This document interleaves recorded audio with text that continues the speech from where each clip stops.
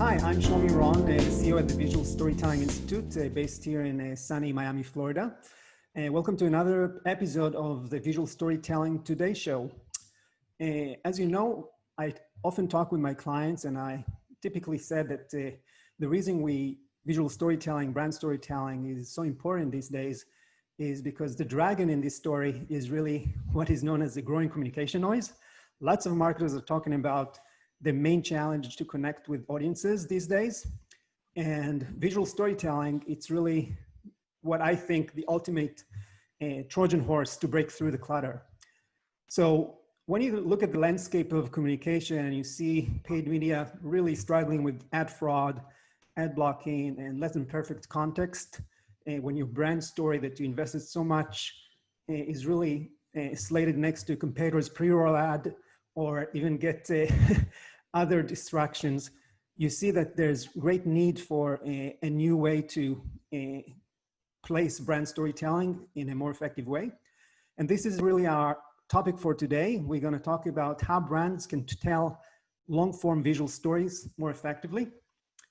And for this great topic, I invited great friends I just came across on LinkedIn. And this is Nina Jacobsen and Helle Jabiri, and they are the co-founders of Bytes. It's a brand film platform headquartered in Copenhagen, Denmark. And Nina and Helle are looking to revolutionize branded long-form films and give them a center stage that they truly deserve. In this sense, you might want to think about Bytes as really a version of Netflix, but for branded visual stories, offering high quality visual storytelling without any ad interruption and really in an optimal cinematic experience.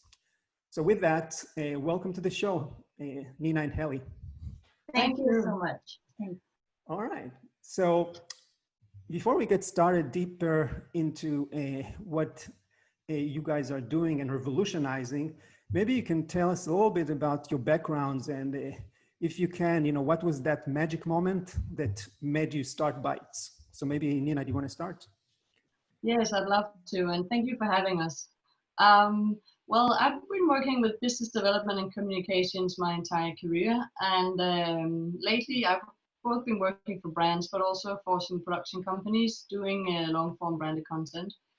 And on both sides, both for the brands and for the production and content creators, there was this need for a platform that could honor these long-form film in a better way than the platforms they had at hand.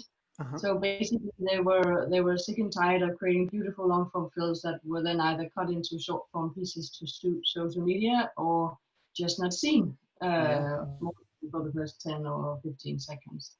So my magic moment was basically speaking to brands and marketers who had this pain of, where do we put long-form brand documentary? Meet me. Yes, meet you too. That was a magic moment. It's a mutual magic moment, yeah. Yeah. How about you, Helle?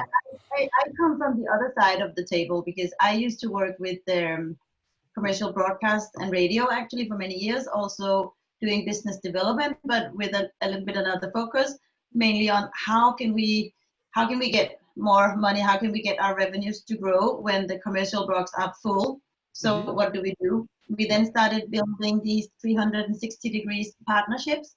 So trying to find out how can we be a better partner for all the brands that really wants to stand out on the screen, especially on TV. And we had so many good ideas, and we had so many nice brands who really wanted to do programming. But the legislation was so hard on us every time we had good ideas. So it always ended up with not being possible to really fulfill whatever the brands needs. So I thought when I met Nina and we talked about this, well, we did so agree that there was a need for a new marketplace where brands could really fold out their eagerness of building their own programs, and also where they could really get this engagement with the audiences that they're really seeking on traditional medias, but they were just not allowed to basically do what they want. Yeah, I remember at some point this type of content used to be called sponsored content, or advertorial, advertainment. Did you come across all these labels, native advertising? Yeah. And that was basically what we could offer them. It's like, especially where I was working, we could offer them 1 minute time slots, but it was a little bit short, basically, to tell a story. You had like 40 seconds to tell the story, to fold up your editorial skills, and then you had 10 seconds to present it in a sponsor credit, and 10 seconds after to present, this program was sponsored by. But you basically had 40 seconds of telling that story, which was never the, I would say, best result. Yeah, no, definitely. Before the show, I did some research on your website, and I found something I really liked when you said too many good stories from brands are distributed as traditional ads and therefore drown out in digital noise. So I'm kind of wondering how bytes really help overcome this problem. Yeah, I mean, one of the things we wanted to do was basically take the best from the platforms that we knew and build something that honored these long form films and put them center stage. So when you go to bytes, you go there to watch the branded content because you love it and you like what you find. I mean, what we often hear from marketeers and brands is that it's difficult for them to get through to the consumer because the platforms available to them weren't designed for long form storytelling. Yep. And there's a lot of either exit links or noise on these platforms in different ways, or you have more sort of a scroll down behavior as a consumer rather than lean back and enjoy an hour-long documentary from Jaggery, for example, as we have on our platform. So we wanted to create a place that was kind of serene and quiet and where you could sit down and enjoy and really just let the brand and the consumer connect on their own. And we had this thesis that if we did that, we could convince people to spend a lot more time listening to brands and watching brand stories. And actually the brand would become more an expert within whatever they were doing, creating wine or creating motorcycles. I see. Because we did studies in different focus groups, we actually heard statements like, we really want to engage with branded content because who is to know better about beers than Carlsberg? Right. So they were like experting the brands whenever the story was good. It really gave the story, I would say, an extra level of trustworthiness because it was produced by a brand who was to be an expert within the topic. So basically, in essence, what you're saying is that brands are actually wear the hat of educators because they're experts in this space, and that's how the credibility is higher when they tell these stories. Yeah, and I think there's a reason why on traditional TV formats like sort of behind the scenes or airport TV or, you know, formats where you go behind and see how you're actually creating things or how is a workplace actually functioning. I think there's a reason why they've been so popular for many years. People like to go behind the scenes and see, you know, how do you create what you create? Who are your experts? And we know all brands have, and all companies have experts that are, you know, if you sit down and talk to them, you'll just be mesmerized by whatever content they're talking about because they're really good experts on what they're doing. Actually, now that you are describing it this way, it kind of made me realize, because I think, Helen, your background, you work for Discovery Channel, right, in Denmark? So this is really Discovery Channel for branded content because you kind of dig deeper. It's kind of more science, you know, getting the backstory of how things are actually working, right? Yeah, you can really come close to get to know the brands from a different angle and to get to know the good stories that they should be sharing, but that is so difficult to put into a 30-second format because you basically have another mission with the 30-second piece of ad. You want to sell products. So we have this little on bytes, you tell, you don't sell, but the mix of telling and selling is so important, especially in the media market that we see today. If you want to break the clutter, if you want to create engagement and brand ambassadors, you should definitely tell your story and after sell your product. Right. Yeah, so that brings me to the next question is, what is the business model of bytes? What are the services you offer in brands? Well, we go out to brands and agencies, basically, CMOs can be our clients, and media agencies, and also digital agencies. And we offer them guaranteed plays to their content. So if they have a 25 minutes long documentary on whatever topics that they choose to do, let's take Jaguar as an example, which is a live piece on the platform at the moment. Yep. It's a 57 minutes long documentary on how Jaguar built the first their first how do you say electronic car. Yeah. And it was very, very difficult for them to get this distributed, because not many places could house a 57 minute long documentary and give them, I would say, guarantees of views. So this is a nice way of where we can approach the brand and say, well, we can guarantee you X views to this content of X quality. Got it. So we kind of hired the level of what you can buy in the digital market to say on bytes, you both buy guaranteed views to your content, and you also buy guaranteed views of a certain quality. So either we give you the guarantee of 30, 60, or 90 seconds view time of your view, depending a little bit on how long is your content. And here is a question that I'm kind of curious. How do you actually able to guarantee viewership? Do you do any traffic driving tactics to your website, paid ads? Because I mean, that would be the first question a brand would ask. Of course, and I would say that is absolutely no secret, because whenever we do make an agreement with any brand and their content, we look at it the way Netflix look at a new documentary or a new series that they will launch, or that any broadcaster will launch any new program. We look at it, we have a nice talk with the brands and the clients about, so what do we expect from this piece of content? What would be the aim? What do you want out of distributing this piece of content? And after that, we build a plan on how can we basically execute the best performance and secure that the brands get whatever data and engagement that they are really aiming to get from this piece of content. So like we just play the marketing just as well as what they would do on any broadcasters if they were to launch a new program. But in terms of your, go ahead, sorry. I think perhaps the key difference is that we look at branded content as content, not as advertising, which means we put it centerpiece. I mean, at center stage on our platform, it's all about the brand piece. And we'll treat it as if it was a new piece of a TV show coming out on Friday evening. We can also play with scheduling, so new episodes can come out, next week, what's an episode. Basically, beginning to work with formats that from traditional TV is working really well. I see. Yeah, and you asked about if we do any traffic driving. Of course, we do that because part of building this marketing plan is to find out where can we convert people to watch the content, which sources are the most efficient to convert people to really engage with the content.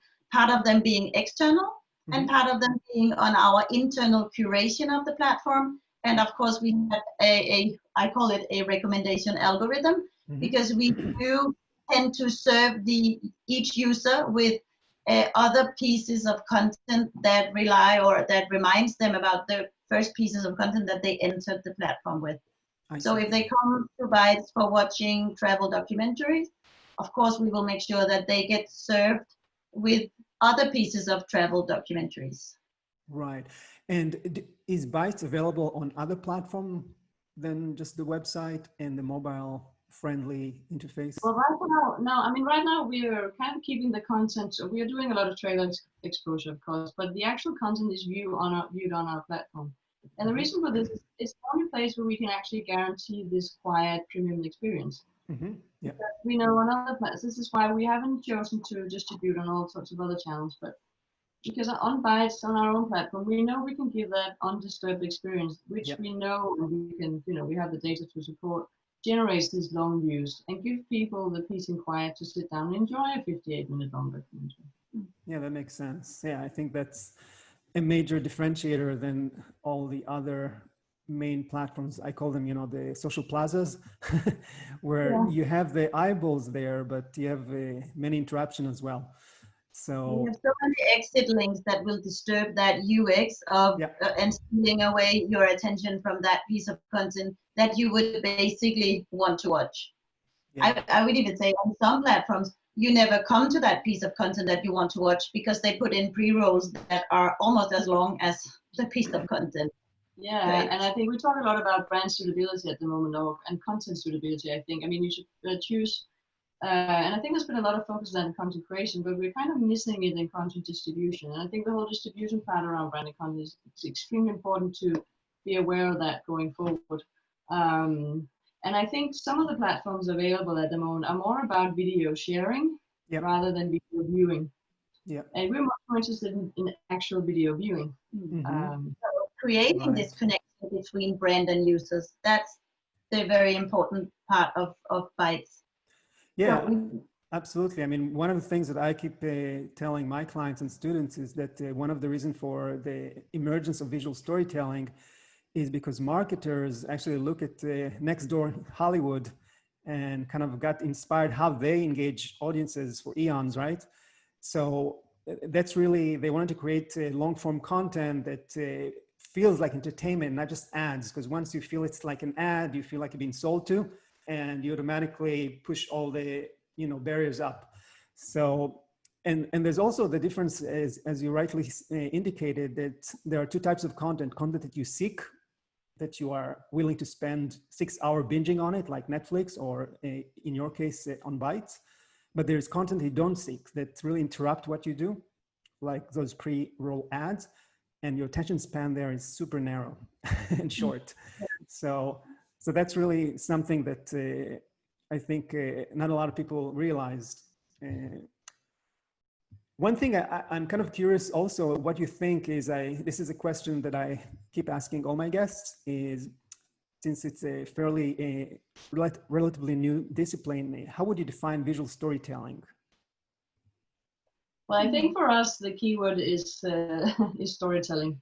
And when we went into Bytes and created the platform, we got some long form pieces that we looked at and we thought to ourselves, oh no, this is a sort of more like a talk show, and this is really storytelling, or But over the years, we've come to realize that visual storytelling can be so many things. Yep. And we've been surprised many times on content that we thought perhaps personally was not the best piece of content, but there was an audience for it. Mm-hmm. We've always found an audience for something a brand had created, because the message the brand had at heart when they created that piece of content, there tend to always be an audience ready to receive it.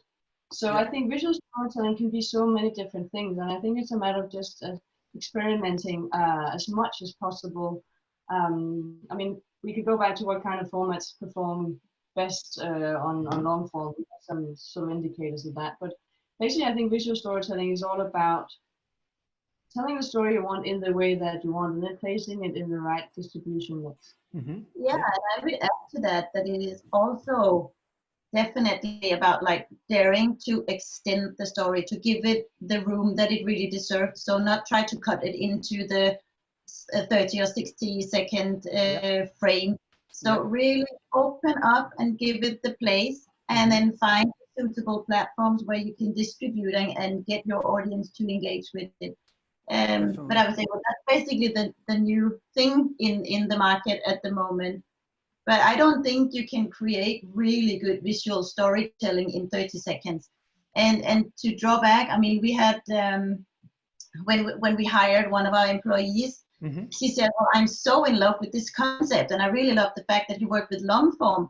She came from an NGO organization, and she said, "You cannot make adult people cry in 30 seconds. You need to fold out the story. Then they will cry, and then they will donate their money, basically." And I think that's how you seem to communicate maybe not authentic emotions in a 30-second piece of content, but if you really fold out the story and get to know the people behind, this is where the story gets so authentic, but it needs time to be authentic. Right. And that is so important for this discipline. Yeah, and I cannot agree more. I mean, definitely we see this time and again that, there's so many drivers that can move people emotionally, and you need to give them the sufficient time to really develop the narrative and really get them to know the characters, develop this empathy and trust. So yeah, absolutely. One of the things that sorry, no, I just wanted to add to that, because I mean, I founded in Denmark, and of course we have done a lot of this in Denmark, in the Danish market as well. And some of the pieces of content that we saw really perform is actually where the brand was so brave that they do have a hero in the content, and they do have the bad guy. Basically, they could be authentic persons and taken out of the real story, but to phrase it and to tell the story, so you kind of build up a little bit of that. They have a mission, they have a hero, they have something that they should do within a certain time. That really, that really gives that tense to that piece of content and really keeps people engaged. Yeah, no, and speaking about the type of content that you're actually offering on Bytes, maybe you can share, what visual stories, what types of visual stories Bytes is offering. I know you mentioned documentary series, and also if you can talk a little bit about what is your selection criteria, how you pick the content. Yeah, I mean, it's important to say that we are expert in distributing long form. We don't create the content. We're sort of trying to find the right audience and give the content the centerpiece it needs. But in terms of formats, I think one of the things we can see is that people love formats that they can recognize. Yeah. If it's formats that you can recognize either from movies or from traditional TV, where you have perhaps, as Helle said, there's a hero, there's a villain, or there's something at stake over 8 episodes where someone has to achieve something, you're following them. These are all sort of classical narrative takes on traditional TV formats are really working well for branded content as well. So we kind of have a mix of both very entertaining pieces that can be both episodic content and talk shows and series, but also some more sort of information based tech talk shows on a weekly basis, what's happening in hosted by a brand, or documentaries like the Jaguar documentary on behind the scenes and how they created their electronic car. So I think long form branded content can be so many things, as long as the narratives follow sort of a form that you as a viewer can recognize. Right. And do you have like curation guidelines that you're looking for? Yeah, I mean, we have a lower limit as to the length. We're sort of saying the opposite as many other platforms. We don't want it to be too short.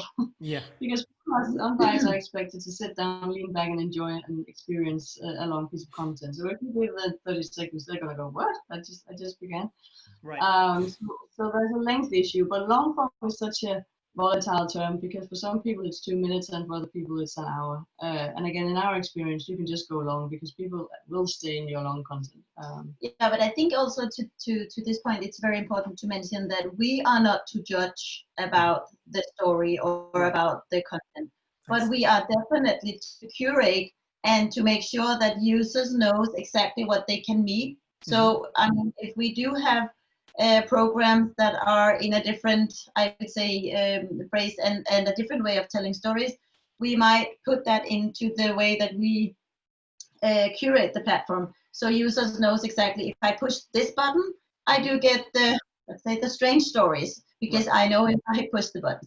So to always be clear to the audience, what happens if you push that button that is signed with documentary? Well, you come into the documentary section of the platform. Right. This is where you never really tend to disappoint your users. And I would say, on that note, Bytes can basically house all types of different ways of telling a story, because we can always and will always curate it into the right place on the platform. Yeah, and I think it's also worth mentioning, we're curating according to users, I mean, or topics or themes. So if we have like a food section on the platform, then the brands behind these food stories can come from many different industries. I mean, from a car manufacturer to a kitchen manufacturer to I don't know, a housing company, but they all created stories around topics around food. So they'll sit next to each other, and then the content will begin to work for each other. It's one of the things I found once we started this adventure. There's so much excellent branded content hidden on different platforms that you never find unless you aggregate it and make it work alongside each other. And I mean, the housing company is not in any way in competition with the shoe manufacturer or whoever created. So I think it's also important for brands to kind of let their content play into a good curation together with other companies' content in a good way. Yeah, good content definitely works for good content. That's also one of the pieces in the curation and in the whole offering to the audience. And they do actually seem to want more good content when they are at the platform. So this is the curation and the recommendation is definitely a big part of how and why we can serve brands in a good way as we can. Excellent. Now that we understood more about your business model, the different formats you are serving, maybe we can share a few examples, and you can talk a little bit about why they are successful example, or maybe talk about some of the success metrics these brands achieved. So I'll start with the first one you shared with me. And okay, so this is booking.com, right? Yeah, booking.com has created a channel on Bytes where they're basically a content hub where they placed all their long form films. As you can see in the top, they have different series, local guides and sightseeing tours, and different and some of these films can actually easily have been made a couple of years ago, but they have this evergreen quality to them, so they're still relevant for people to watch if you're traveling to Barcelona or wherever you're going. This is another dimension of Bytes. We would like to create content hubs, long-form film content hubs for brands, where you can direct your users to, and again, without there being a lot of exit links or noise to the content, but build that kind of content hub, that content channel that has this premium look and feel and respect the users. And I think one of the things we've found is that when we create content hub like this on a third-party platform, on an external platform rather than on your website, it adds some sort of credibility, and it takes away sort of the over-brandedness. Because sometimes I think we have content subsites on other brands' sales website. We also have sales messages, etc. At least it's what we hear from the users. Sometimes it's just too much. Yeah, well, you definitely also said it yourself. Like, you want to engage with your audience when they have their parades down or the barriers down instead of barriers up. Right. So this is, I mean, if you want to entertain with a piece of branded content, it definitely has a good way into the positive that you do it on a third-party platform instead of trying to drag them into your own website environment. And there you want to stuff them with that whatever content that you have. It kinds of getting a little too branded. According to the audience that we interviewed. So I would say it is a more relaxed engagement when you are like distributing that content in a third-party platform, because it is not, and I'm saying this with my fingers here, it is not that dangerous then. Right. No, absolutely. And I'm kind of curious also, we talked a lot about long-form branded content. Based on the content you've seen so far, is the product highly visible in the storylines, or is it more minimized? I think it varies, of course, but there's no doubt that the less visible it is, the better the content performs. I mean, if you take Booking, we have a film from Rental Cars. I don't think you have it right there, but who basically sent 3 elderly ladies on a road trip. And it's I mean, having around in the car, and of course, his Rental Cars has sponsored it, but it's just a brilliant piece of content. And of course, these ladies experience also. Actually watched it, so it's really entertaining. Yeah. But this is a really good piece, and I myself was like, oh, right, yeah. I mean, if you go to the front page, you can probably find I think a trailer for it. But it's just a good example of the ladies of the Grand Tour, not the Granny, but the Grand Tour. And I think also. Oh, it's this one. Hello, I'm June Glass. I'm Pat. June Lomas. I'm 74. I'm 79 years of age. 72. I've got 8 grandchildren. I have 5 grandchildren. I've got 2 sons and 3 grandsons. Do you want my address? Rental Actually appropriate, yeah. Was that my mirror? I think she tapped the wing mirror at one stage. I wonder, do you have any crossover? Like this could easily cross over as a TV show, like episodic on the, you know, mainstream TV, right? Do you see instances like that? Yeah, I mean, you could easily work together with different platforms where you can do crossovers, and I think there's so much unexplored opportunities in working with long-form branded content. Yeah. I think Helen, we quite agree that we think the future of entertainment is to a large extent going to be branded, not only because it's good business, but also because the brands can be the experts that they are in whatever fields they're working within. Yeah, it's kind of interesting. I don't know if I told you this, but early in my career, I actually worked in a product placement agency in Hollywood, and I would receive, you know, scripts with the, you know, markers of where brands we need to find to place there. And in this case, you know, when you think of product placement, anyways, movies are really sponsored by brands, but the difference is that, you know, the script starts with the, you know, a filmmaker or maybe an author, and the brands come as an afterthought. What you guys are doing is the creativity process starts with the brand, not with the outside creator. No, and especially, I mean, also as a brand, when you create your movies, I think go back into your own organization and find those quirky, cool experts that you have on whatever topic it is. Because actually they often turn out to be really good storytellers, or they can inspire you to create formats and ideas that you perhaps, you know, and it just gets that more authentic feeling than if you get the, you know, if it's very scripted or someone from the outside who doesn't know the organization is doing it. Yeah, but it's also something about putting brands and production companies together. So kind of, I hope no one will punish me for that, but kind of leave out the commercial people to do commercials. Right. So if you really want to play with engagement and you really want to play with storytelling, maybe you should go to that, to these handcrafters that made video stories for ages, and they come out of all types of production companies. But to put them together, I mean, I think the first blog article we had on Bytes was with a production company from Denmark.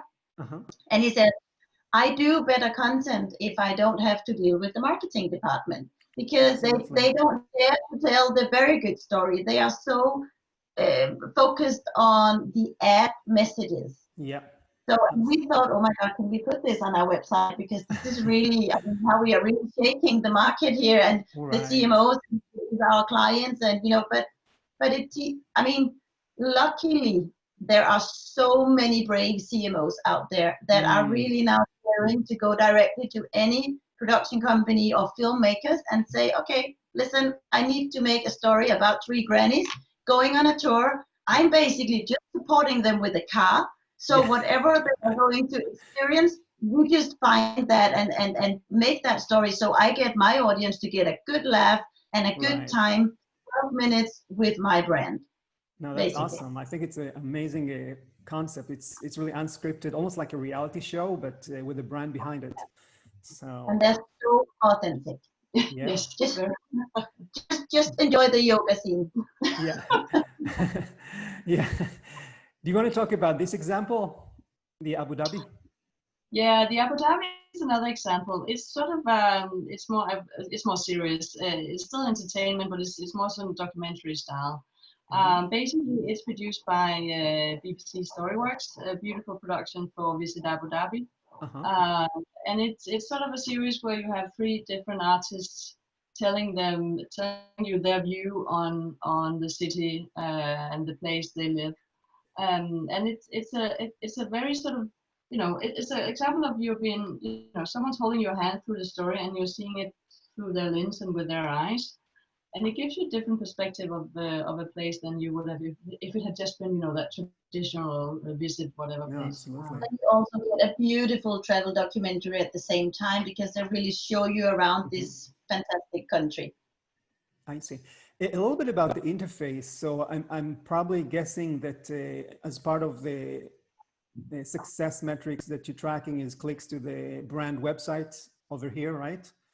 Yeah, you have only one place where we support the brands with their exit links, and that's on their logos. And they can choose whatever landing page that they want people to seek more information on. Yeah, but basically, I think what we're more about, we're interested in the viewership. Yeah, Viewership, watching as much video content and as long. We'd rather have them watch the entire 1 hour film than clicking away too quickly. Also because we share data with the brand. So afterwards, we can share the data with the brand to have a look and say, okay, here you have, this many people watch this this much time on the film, and they had these characteristics. Right. And then you can actually use data from long form viewing other places in your marketing funnel. Got it. No, this is really exciting. Go ahead. Can I add to this little story, because it actually has a funny twist. The Abu Dhabi story here is it was basically three different episodes produced to mainly serve the attention that you get on social media. So it was produced for social media. Oh, I see. But what we have experimented with here on Bytes is to cut together the 3 episodes. So it's more of a longer documentary. Right. We've done it a few times, and we definitely always talk to our clients about this if they do have produced content that was a little bit short into the Bytes terms. And what we see is that they lift the average playtime with 300% by cutting together the 3 episodes into one documentary. Yeah, so I think that's one of the key messages. I think if anything for us today is say, don't be afraid to go long.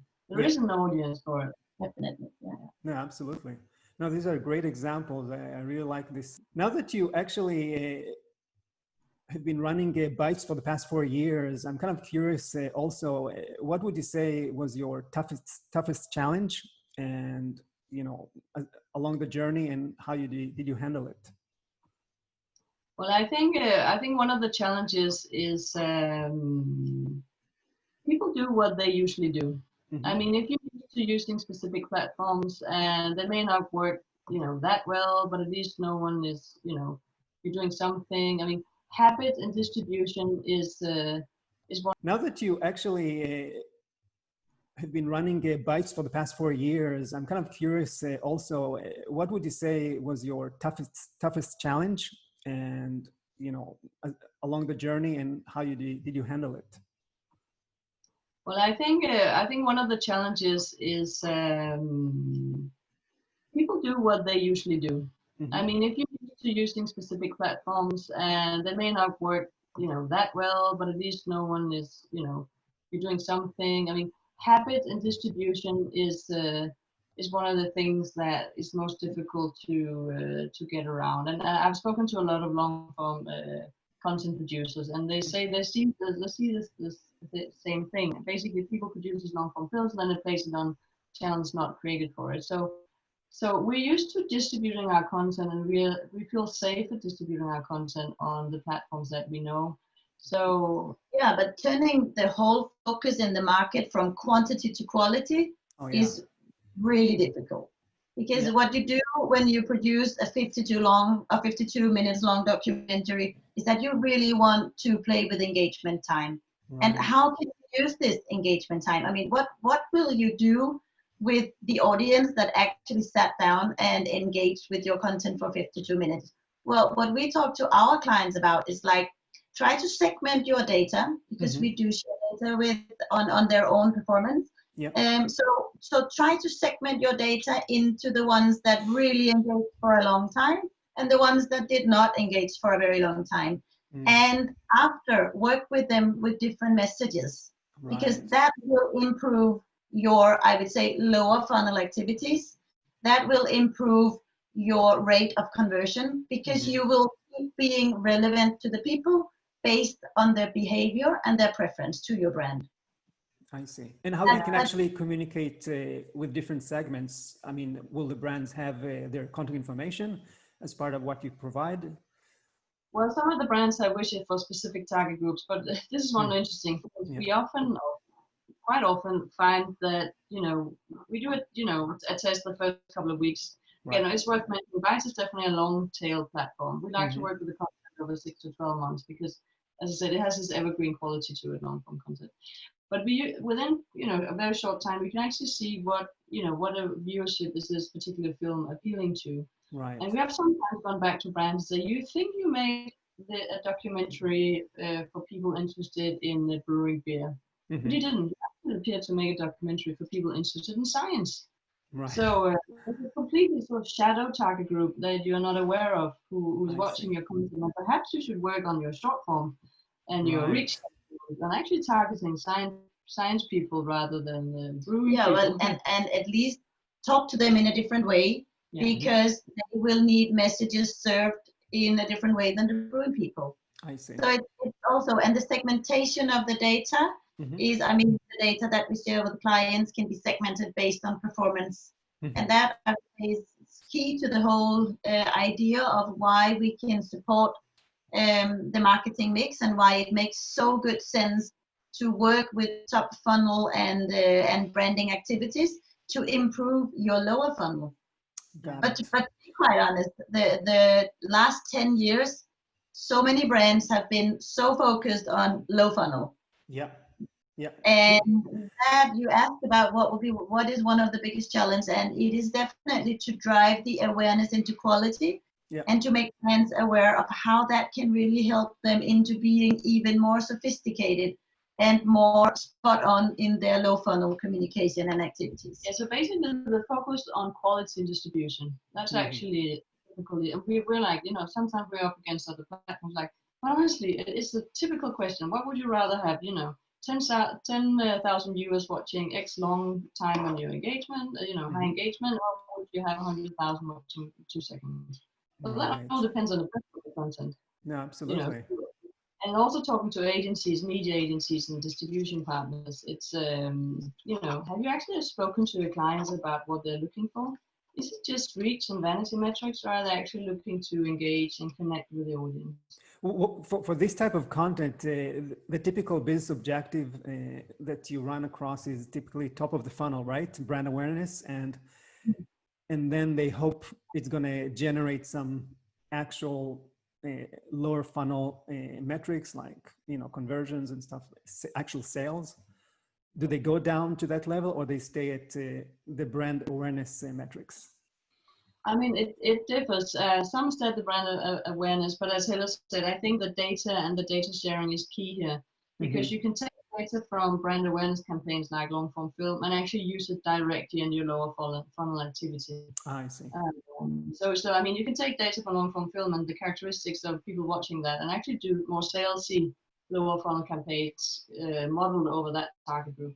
The NGO example is a good example here. If you choose to watch the full story of whatever very good charity NGO project, you are probably more likely to donate next time you meet them in the lower funnel. And a lower funnel activity could be in a display or in a retargeting campaign or whatever, how they choose to use that data. But because you choose to engage with the full story, you have a better, you have a better feeling of what do you support. Got it. And you kind of got to feel the emotion of that story, which probably makes it more easy for you to find the money and to want to support the project. Got it. One thing I'm kind of curious also is, since we kind of 6 months into the pandemic, and do you see any trends in the content that kind of around, social distancing, remote working, or any other kind of related topic that comes into your mind? We actually have, we're going to release a playlist soon about, it's an industry organization who gathered some of the best examples from different countries in the world on COVID. On COVID content, both some very fun examples and some more serious examples. We'll share that, but I think there's been I think one of the funny things is that all people producing content were kind of at the same level all of a sudden. People producing TV content was also sort of back to a very basic level in there. Right. I think we're seeing some very innovative solutions. I mean, one of the things I just had today a talk with a client who were, doing a bit like we're doing a Zoom interview, Mm-hmm.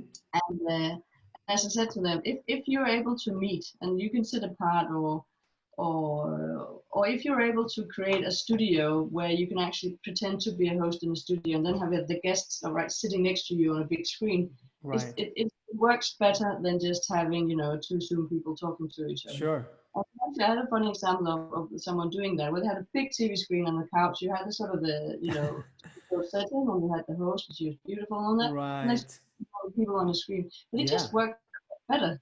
No, absolutely. So I mean, trying to stick to some of the formats or that we know works, I think is quite good. But on that note, I think what we're hearing from brands is that actually more people are going to long form content and producing on the go, because you don't know where the world is in 2 months' time.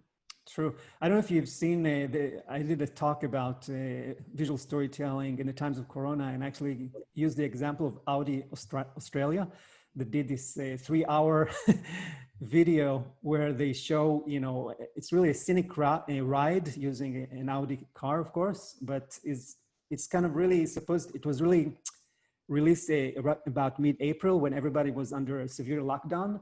So this scenic ride with the product was supposed to kind of relax people, and there was no dialogue, no nothing. You just watch this in the background. And you pretended to be out of home. There's actually, I don't know if you know this, but there's a format in Norway was created on the train ride, where they put a camera in front of the train, and then for 6 hours the train just rode. Nothing happened, just looking out the front of the train window. You're just looking there. It became iconic in Scandinavia, so everyone put 6 hours. Yeah. But I think,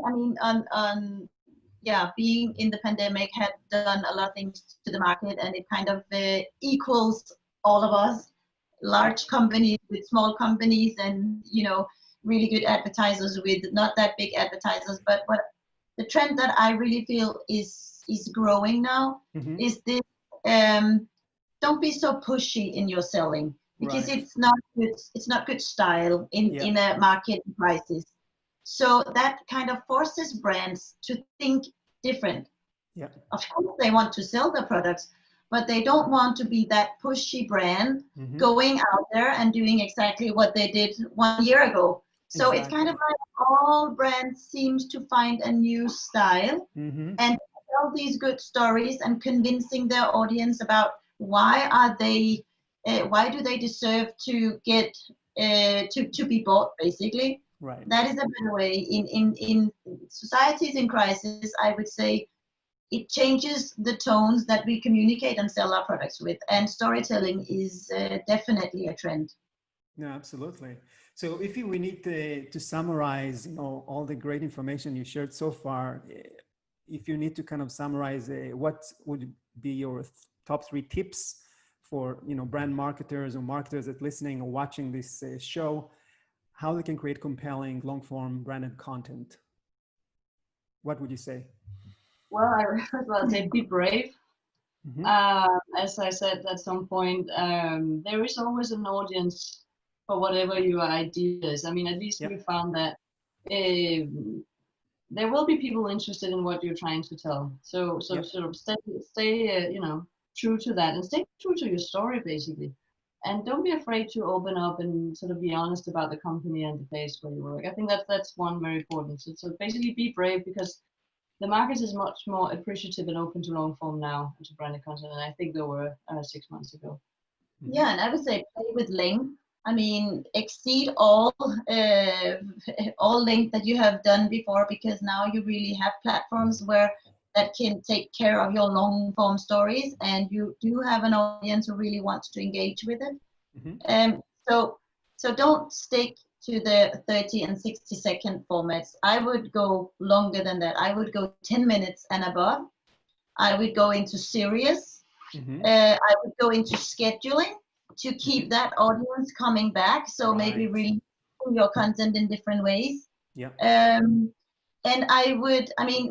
being authentic and open up the doors to your company is one way of telling a story. But go to the filmmakers and ask them, how do you see I can tell the best story? Because they do have crazy good ideas on how you can make yourself relevant to your target group and how you can basically get your target groups and your audience to stay tuned and really create brand love, if I may use that word, because that's basically what it's all about. Like, you want the audience to love your brand, and you know, if they love your brand, they will stick to buy your brand in the lower funnel activities. Yeah, I really like what you said. I think it's super important, because not a lot of people realize that in order to create a really powerful brand content, you need to work with filmmakers, cinematographers, really people that knows how to create movies, you know, for art purposes. But and don't run away when they ask you to create a hero, because it's, I mean, into something, but it's really a good thing that you use the grips, can I call it the grips that you see from Hollywood productions. Exactly. From these way of producing. No, absolutely. All right. So before we go, where do you see the future is going for long form branded content? Any guesses, projections? Well, I think this pandemic has actually sort of speeded up the evolution for branded content. I think we're going to see a lot more long form and more cinematic branded content now, because people are more willing to experiment. So we're quite excited about the year to come, and this this autumn, to see where, you know, what kind of formats are coming out and how people playing with new ideas. But I think in the long run, we agree that a lot of the good entertainment shows, they're going to be produced by brands from now on. Yeah, no, I definitely can see that. We will see much more documentaries like the one we see from Jaguar that you can also access on the US platform. That is, I would say, that is a brilliant piece and very, very brave piece of content, 57 minutes. Of course, it has its missions, and it was produced for a reason as well. But I definitely do hope, and I do see the trends that much more brands will produce either long-form documentaries or series or entertainment. And I think they will, this is a loop, because I think they will repeat it once they see the effect and once they see how much, I would say, brand ambassadorship they can create on this. And another trend that I see is that more and more brands are now hiring heads of entertainment studios. So they do actually start to hire people within their marketing organization that has this one focus to be head of branded entertainment. Yeah, that's so awesome. And I hope that means that they will produce much more branded entertainment. Yeah, and finally, I think what we are hoping for is that both agencies and brands become more critical of the distribution, of course, and begin having demands for quality and not just quantity, and begin working with, you know, from the onset that you begin creating a piece of content, you already then begin thinking distribution. But I would say, go ahead. Quality distribution will definitely follow to quality conversions. And if we can just keep that in mind, I think the market will adapt itself away from only reach. Like, I just want to hit as many people as possible, and I don't care how they engage with my piece of content. Of course, you should have reach to your campaign. I completely know that, but you can build reach in many ways. I just say part of your campaigns should definitely be based on how can I maximize the quality of that reach building of my following conversions. No, absolutely. I couldn't say it's better. You know, it's really, you got to lead with quality first, and then all the rest will follow. So how can our audience can contact you if they have any questions? Yes, of course. They can reach out to Helle and I, and they have contact details on the platform as well. And perhaps you can share our contact details when we share this podcast. But also, I mean, Bytes is free to watch. It's this unique thing. It's free to watch. There's no advertising because, you know. Yeah, it's against the motto.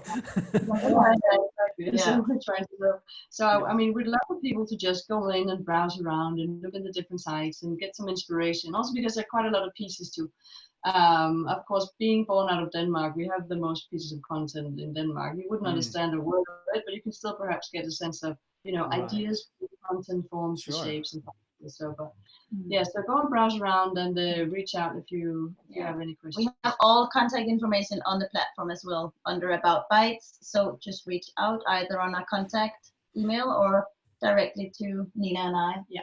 Awesome. That was a pleasure.